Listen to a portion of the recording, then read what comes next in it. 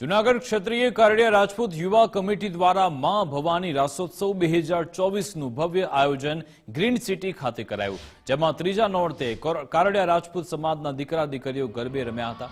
કારડિયા રાજપૂત સમાજના દીકરા દીકરીઓ માટે છેલ્લા 24 વર્ષથી રાસ ઉત્સવનું આયોજન સમાજના યુવાનો દ્વારા કરાય છે। અલગ અલગ બેઠક વ્યવસ્થા તેમજ પરંપરાગત રાસ રમવાની સાથે અહીંયા વિશેષ વ્યવસ્થા ઊભી થઈ હતી। આપણી જૂની પરંપરાને ક્ષત્રિય કારડિયા રાજપૂત સમાજ દ્વારા આજે પણ જાળવવામાં આવી રહી છે।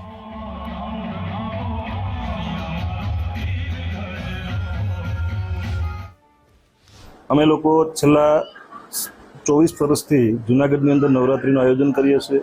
અમારી જે નવરાત્રીનું આયોજન છે અમારી યુવા કમિટી કરે છે, સાથે સાથે વડીલોના માર્ગદર્શન નીચે કામ કરે છે।